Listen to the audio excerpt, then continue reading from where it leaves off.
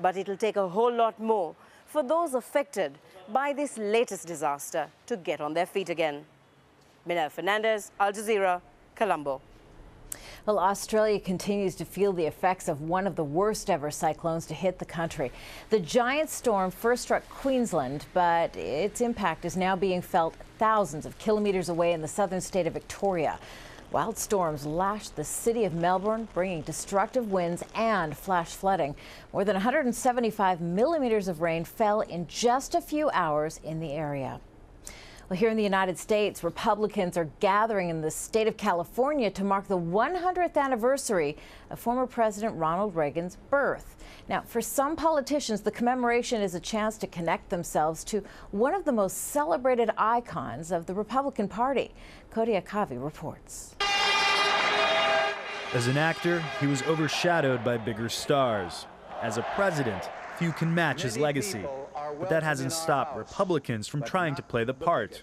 I will not make age an issue of this campaign. I am not going to exploit for political purposes my opponent's youth and inexperience.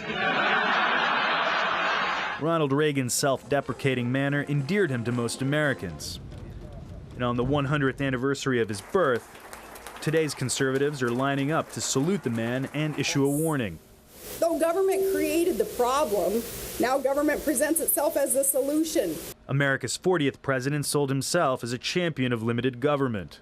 In this present crisis, government is not the solution to our problem. Government is the problem. Reagan reformed the tax code and deregulated markets. We're going to turn the bull loose. But he also exploded the national debt with defense spending. He fought the Cold War much more aggressively than his predecessors. Mr. Gorbachev, open this gate. In reality, Reagan was a far more divisive leader. His approval ratings often hovered around 50%. But his Republican descendants have elevated his status to icon of the conservative movement. He refused to sit down and be silent as our liberties were eroded by an out-of-control, centralized government that overtaxed and overreached in utter disregard of constitutional limits. A new generation of Republican politicians are connecting themselves to his legacy in an apparent bid to boost their political fortunes. In doing so, they hope to emulate Reagan's electoral successes and sweep Barack Obama out of the White House. Thank you. God bless you, and God bless America. Cody Akavi, Al Jazeera. Well, 87 years after his death, Russian communist leader Vladimir Lenin will finally be buried. His embalmed body has been on display in Moscow's Red Square since 1924. Al Jazeera's Neve Barker has more now from the Russian capital. Red Square, the heart of Russia, a venue for rock concerts, fashion shows, and in the winter months, a giant ice rink. But at this heart is also a graveyard where the great and good of the Soviet Union are buried. But no tomb is greater or grander than that of Vladimir Lenin.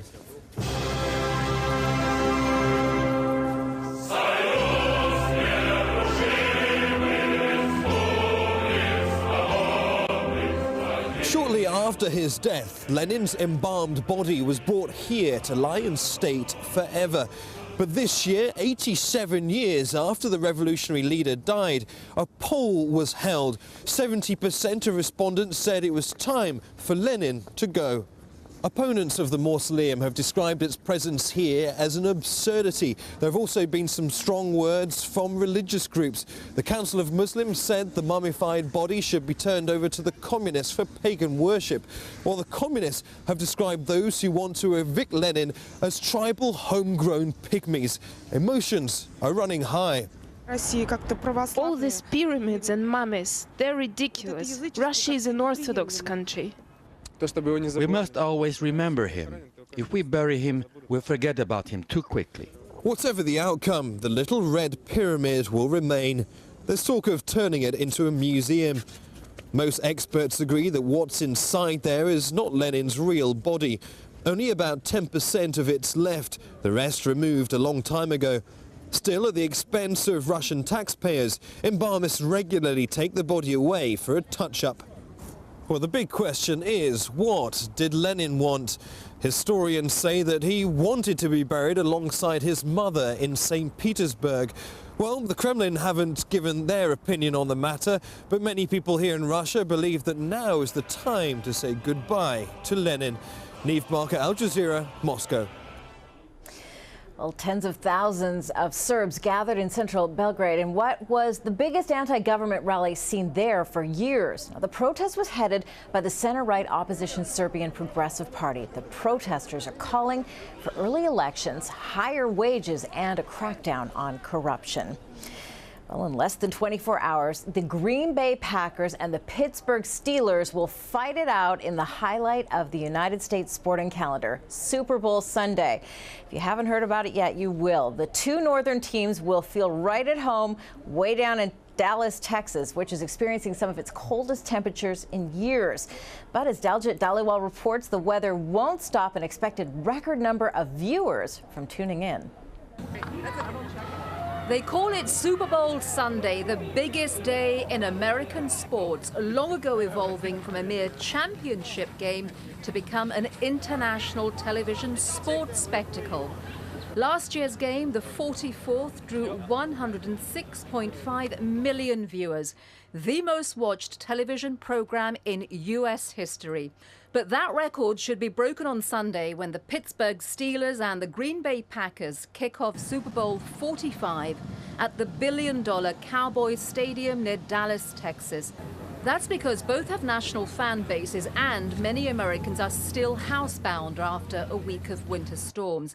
The same storms brought rare snow and ice to Texas and forced the cancellation of most pre-game festivities. On Friday, 6 workers were injured when large chunks of ice fell 60 meters from the roof of the stadium. Steelers and Packers fans of all ages will tell you that they have seen a lot worse weather in their cities where winning championships has become something of a birthright. Since it was first played in 1967, Super Bowl Sunday has become a significant social event right up there with New Year's Eve and Halloween as the most party-filled days on the calendar. And for those not interested in the action on the field, there's still plenty to keep them entertained. Advertisers pay up to $3 million for a 30-second advert they hope will be talked about the day after and for weeks to come.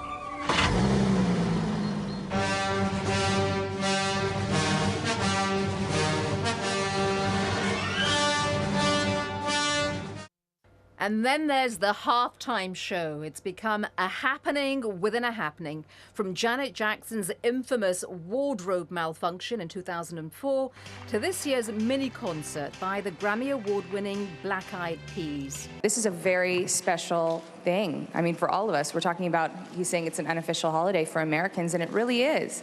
And of course, there is the game itself, the actual on-the-field action that will decide who will win the Lombardi Trophy and years worth of acclaim. Daljit Dhaliwal, Al Jazeera. Definitely an essential part of American culture. That is all for us for the moment here in Washington. We'll cross back to Sahil in Doha now. Sahil, you really got to love those cheesehead babies. I'm sure we'll be seeing more of those when they kick off. Yes, I do love them. I'm expecting you to buy one and send it to me here in Doha very, very quickly. I shall wear it on the show at some stage. But not yet, and not today. But still to come on the programme, all the latest developments from Egypt. And of course, we'll tell you why the International Cricket Council has banned 3 Pakistani players from the game.